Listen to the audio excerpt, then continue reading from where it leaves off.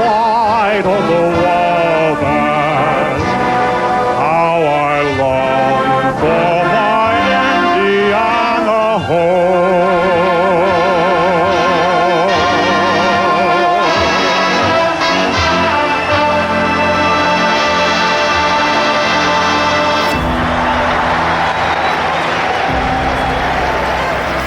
And now for the most famous words in motorsports. Drivers, start your engine! Right on the tail of Marco Andretti!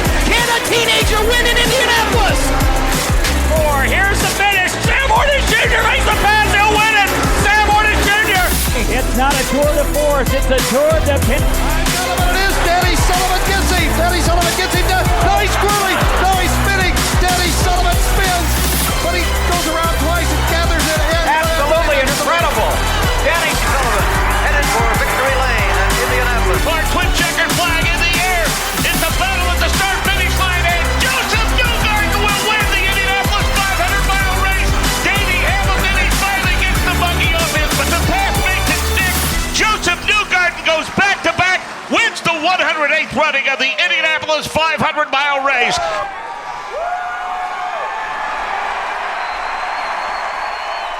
Hey everyone, and we welcome you to the Indianapolis 500 podcast of Borg Warner Production. My name is Braden Bear-Lents, and we welcome you back to another episode. This will probably be, hopefully we don't see any more of these rule changes or experiences and changes actually become such a problem that becomes almost a pandemic like we saw today with Marcus Ericsson. But we're going to see more fallout come from this race, and now I'm going to get into it in a little bit. Well, we welcome you to the podcast. Please make sure to subscribe to my YouTube channel, Braden985 FM. All episodes will be uploaded to ontheedge.com. I know I kept promising it, but it will actually happen. We're going to have an entire collection of all the episodes that I've ran throughout the month of May. And it's been fun hosting this. We're growing its Spotify rate every single day. We're up to 27 followers. Hopefully more as this podcast grows and expands and goes into IndyCar pretty soon. Because we're probably going to call it something else, but it will still be the Indianapolis 500 podcast, Borg Warner Production, giving you updates about the Indy 500 throughout the week. And we're going to also have 2 videos that will be uploaded probably tomorrow about my experience over at the Indy 500, some ASMR and that sort of stuff. So stay tuned for that. But yeah, the big story, besides, of course, Alex Palou winning yesterday, was that I got the opportunity to actually watch the race. It is the worst officiated Indianapolis 500 in history. How the rule book just decided to just be thrown out the window from this entire race, I have no idea. I have no idea how that's even possible. How that could legitimately happen. I have no clue how that could happen with this race. I view it differently after watching it on TV. I love the experience. The experience was great. Being in my first ever Indy 500, it was a show. It was a show. And I loved it. I loved the experience overall. And it was enjoyable and it was nice.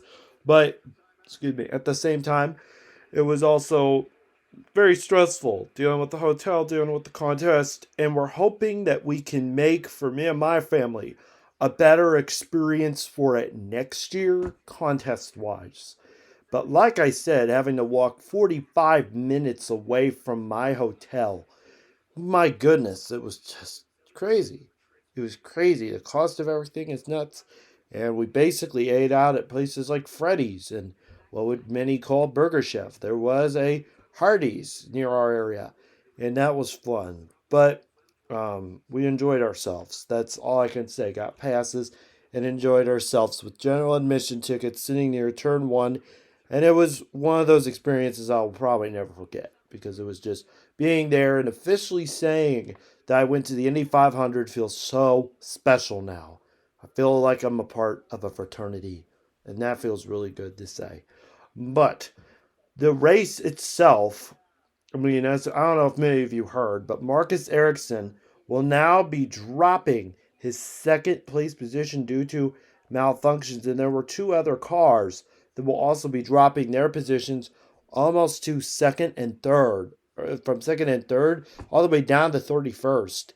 And like I said, these rules and everything have been a complete mess from start to finish. And I watched the race, and there were plenty, and I mean plenty, of instances, even in some of the crashes, where I thought, where was IndyCar at for all this officiating? How was it that you have a car like Joseph Newgarden even run in the race? And I will show you pictures on the video portion of this podcast. And maybe I have some on Twitter as well, and I will send that link in the description below. But Penske, I don't like to cuss, but Roger Penske and his team were covering their asses during that race. They really were. And I was noticing it. I took a photo of their back bumper while I was there for Legends Day on Saturday. And let me tell you something, I knew something was up this year. Shady business, shady real estate. But my goodness, that garage became a wall of shame. It really did. Rows and rows of teams committing the same sins. And this is the first time I ever noticed this. If we would have picked some of this up in 2024 or in 2023, and we saw how the cars are trying to use different methods to win. And I don't know all of what happened with Marcus Ericsson, but that's what I legitimately think happened, is that according to many things that I've read and seen, it seemed like it was a penalty. We will say that. There was a massive penalty for 3 drivers, including Marcus Ericsson, and they will fall all the way down to 31st. And guess what it was for, folks? Guess what it was for? A failed inspection. How in the heck was he able to continue running in this race? How? I don't know how. How? And if he was doing this now, why was he doing... What happened in 2023? Or 2022? When he won the Indy 500? What in the world? I don't understand. I just don't understand. And there were 2 other cars that had penalties. I mean, Pato O'Ward literally said after the race, and this I thought was very intriguing. He said for Marcus Ericsson was purposely choking. Purposely. I only added the word purposely. But he technically said, Pato O'Ward said he was, Alex Palou, or Marcus Ericsson was cheating, basically, by choking at the end of the race, by not passing Alex Palou in the lead lap. As David Land said in his video, we did dodge a bullet. I mean, we really did. It was just like, even in my vantage point, never heard of a driver. I mean, I've heard about it in horse racing with Maximum Security, losing the Kentucky Derby, thinking he got the win. And then it went to a horse named Country House. And Country House was able to win the Kentucky Derby in 2019. I mean, it's happened before so many times in college basketball, college football, college baseball, all that good stuff. But in my opinion, I've never heard of an Indianapolis 500 winner having to get their win vacated and pulled away from them when fans had already won their money. And the people had already won their money. And, of course, the team had already won its share of the greatest prize. You can't take that away. That memory would be taken away in a heartbreaking fashion. It's not fair to anyone involved to have this cheating involved in IndyCar. This is ridiculous. And in all fairness, the 2 other drivers that were involved, it was ridiculous. I don't know what to say. I mean, I was literally the entire race, I thought to myself, this is going to be, at least when we started May, a competitive Indy 500. We saw Joseph Newgarden, Pato O'Ward, all that from last year. But now it's really making me question the integrity of IndyCar in general. I don't know if there will be a popularity of this sport back again. I don't know. It won't be that long. It'll probably be like 2 or 3 years when we get all this cleared out. And if there is more wrongdoing, like the sport's trying to grow on Fox and stuff. But it's just an eyesore. It's a big eyesore for the sport. And I think having your most competitive drivers race and then get knocked out like Scott Dixon got knocked out, Kyle Larson got cocked out, or no, did I literally just say cocked out? I am so sorry. I am so sorry. Oh my, I didn't mean to say that. Oh my goodness. I didn't mean that. I meant to say the word got crashed out of the race. My goodness. That came out wrong. I'm sorry. I'm sorry. Yeah, being in an infield kind of gets you a little bit. But I just said no, and I wasn't. No, I'm telling you right now, I did not partake in any activities. So that's basically what I'm trying to say on that. But anyway, it was quite the event for everybody, and it was a fun event to say the least. But I will go back to the IndyCar. I just meant that was words just got out wrong. That's basically all it was. But I'm just saying, if this cheating was happening back in 2023 and 2024, you gotta be kidding me. I mean, if it was happening then, you would have to look and see. You'd have to look and see different documents, different types of race inspections, and see if there's any wrongdoing. This could take some good investigative journalism, if you ask me. Try to win a Pulitzer with this report. It could take down almost the whole sport. And I don't want it to do that because this is the biggest event in IndyCar and in Indianapolis history. I don't know how they do it every year. It's just insane to me that they can pack that many people in the Speedway, and for one day a year, it becomes the greatest city in all of the world.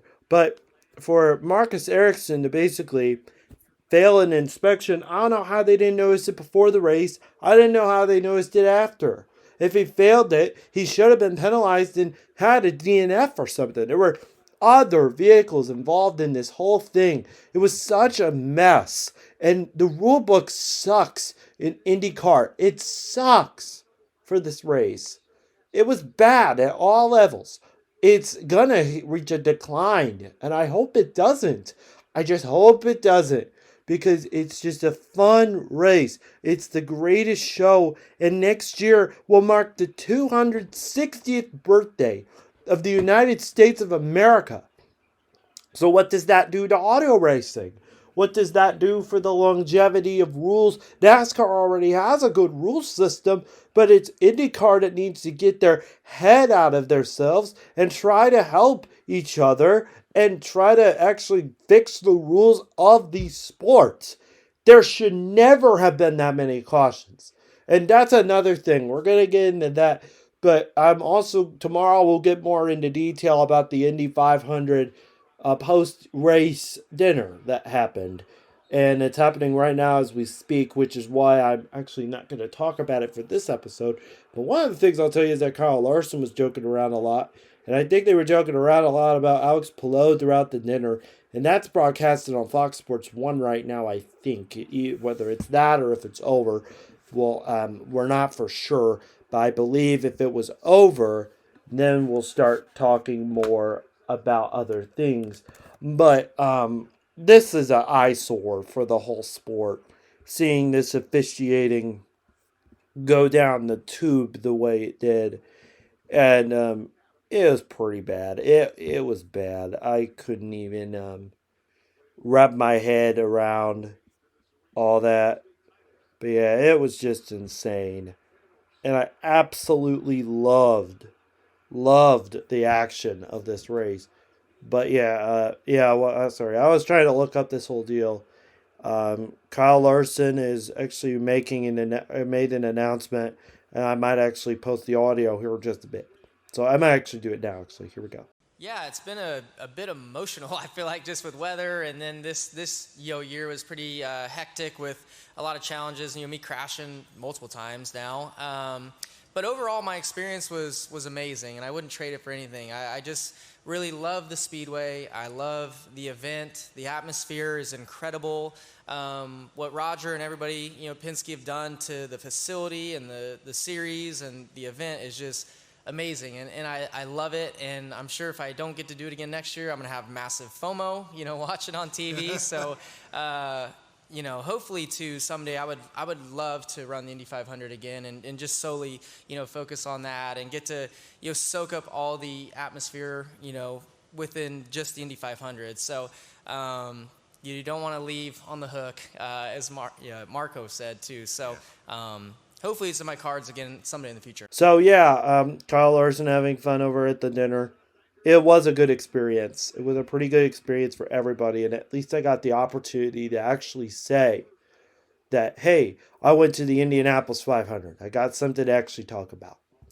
But other than that, I feel like the race is going to be totally overshadowed by the rule changes. The rule changes need to be swift and sincere, but IndyCar hasn't had, in my opinion, they've had good rules. They just haven't had great rules and no regulation. And that this year was a huge, huge problem.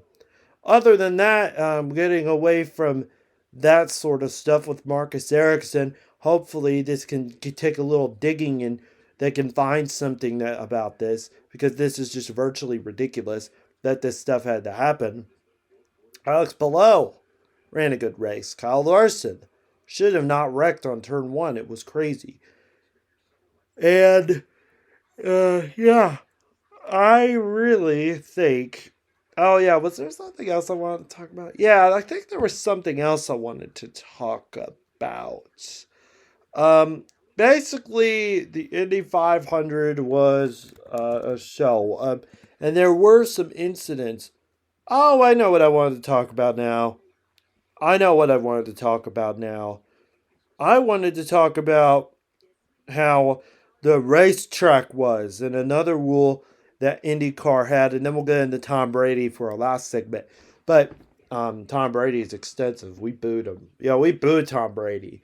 And Tom Brady definitely is not a fan in Indianapolis for his role as the Patriots quarterback, stealing our championships, and even deflating footballs just to get a clear advantage of us.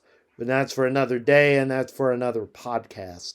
So if you want to listen to that, you can listen to that on Keeping Things in the Middle, which we're going to actually redo. We're going to redo that whole podcast, get it shaped up brand new. And we're also going to have a podcast about Mikey Coe. We're going to air that in June. We're going to get some episodes posted probably tomorrow on Wednesday. And then we're going to get straight into that. But that's going to be on the Keeping Things in the Middle podcast with Braden Bear-Lents. And we'll have the interview with Luke Leahy. I forgot to actually post that. If I had posted that, it would have been out a lot sooner on this podcast. But he didn't talk about anything related to the Indianapolis 500. So that's the reason why I didn't want to show that. But yeah, the track, I hope I could show you the footage. I hope it's on social media.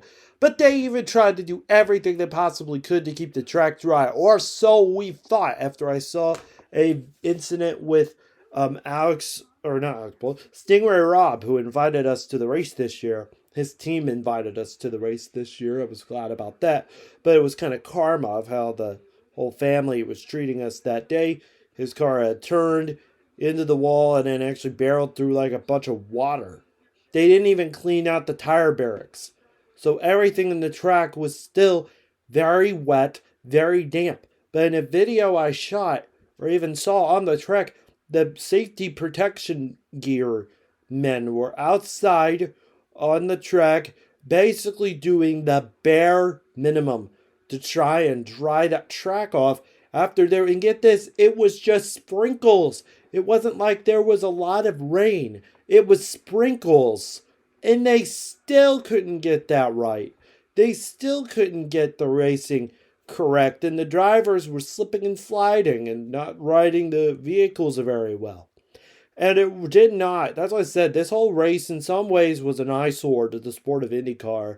And shows you that its integrity isn't all the way about driver safety or even fan safety. Last year we dealt more with that because of the race, the rain, and all that. But this year, it's been all about team personnel. It's always crazy at Indy in the month of May. But my goodness, this was even nuts. This was crazy. It was unorthodox, and the rules were completely thrown out the window throughout that race. But even saw during the safety cars, they had literally got out, walked along the track, and thought it was dry. It took 5 or 6 times to try and dry the track. And I said they should not have taken that long to dry the track in general. But it really took a tailspin when drivers were beginning to have issues. Fires were starting, and then pit crew members were dodging things, and Three of them got pinned at one point, which was just nuts. And it was overall, I'd say the whole racing product was okay. It wasn't great, but it was very mid. It was very mid, and I would say there's some moments where I didn't see it because I was in turn one and I didn't have a radio with me. But there were some moments where the racing was kind of packed at one point, 4 or 5 wide in the turn one at one point, and that's insane given how small those vehicles are, how big those vehicles are. But it's a lot. I mean, it was truly a lot. And I thought the track personnel didn't try that hard to actually drive the track. And if they did, I felt like it would have avoided a lot of issues. The final topic I did want to mention tonight, they even said that some of the pit crew members, that was a very scary incident, according to this article from Fox News, of all places. Fox News even wrote, and this actually happened in Marcus Schwartzman's, or Alex Schwartzman's, race, or where he started pole, and then it shows 3 pit members getting completely derailed. Oh yeah, that's scary. One of the pit crew members for Robert Schwartzman, not Alex Schwartzman, Robert Schwartzman, I know my drivers. Alex Schwartzman actually injured one of his feet, and I think he looked like he had to be taken to a hospital. Maybe that was why I saw. Yeah, it was. Oh, yeah, that's bad. Robert Schwartzman barreled 3 members in. One might have broke his leg, and the other 2 looked to have some minor injuries. But man, that's scary. And like I said, it's scary to see that at the race. As I said, the whole rule book was thrown out the window, and the racing didn't have to be that jam-packed at the end where people are almost getting hurt and injured because of the cold temperatures and everything else. But yeah, I think part of the reason why, I think my mom even said this too, part of the reason why some of this happened was because Tom Brady and some of them were in the audience. And I will admit, the race was fine until about 10 a.m. Once it was 10 a.m., the rage started to come through. Whether that meant something spiritually or something psychic-wise, I mean, in my honest opinion, Tom Brady doesn't have that good of energy, and people were complaining about the energy of the entire track. And so energy in terms from a spiritual realm, we're not going to get into much of that tonight, nor are we going to get into much of that at all. But I do think that there was a component or just some kind of major scary incident that had occurred with the Fox team or even with Tom Brady that made it where the race was purely all about just a lot of craziness all at once. And I think every 500 is crazy. This was one where the integrity and the smarts almost went out the window at one point. And the IndyCar just didn't, the product wasn't great at this race. Broadcast-wise or racing-wise to some capacity. But that was just more of officiating and rules I'm mentioning. I'm mentioning more about officiating and rules. I am not mentioning anything about the product itself or the race cars or any of the experience. It doesn't take away from the experience I had. It was a fun experience, and I really enjoyed it, and that's all that matters. And so, yeah, the Indy 500 dinner, I think, is concluded now. I don't think they're actually going to show any live streams of that. So, yeah, that's going to be interesting to see later on. We'll have a full episode about it tomorrow. And, yeah, I'm a little bit wore out a little bit after yesterday's race. That's why I'm trying to cut the episode as short as I can. I really wanted to go back to sleep again. But other than that, I love you guys. I love you guys. And this show has been a great show. I will admit that. I've loved hosting it throughout the month of May, talking about the Indy 500 from home, and then going to the actual race itself. It was truly a memorable experience. All right. So we're going to see you one more time for the Indy 500 post-race tomorrow, as long as things don't pan out to where there's more scandals or anything like that. If there isn't, we're going to close the month of May with one more episode about the Indy 500, and then the rest will be about IndyCar, and the rest will be about races on that realm. But thank you all so much for listening. My name is Braden Bear-Lents. Thank you all, and I want to thank especially Stingray Rob and Connor Daly's race team for allowing us the opportunity to go to the 500, and same with Better Basics clothing brand. Thank you so much for sending us to this race, as we had an incredible day. It was so much fun. Thank you all so much. Have a good day. And the engines have stopped for tonight. And there will be no more Indianapolis 500 until May 24th of 2026. Thank you all so much, and have a good night. I will talk to you more tomorrow.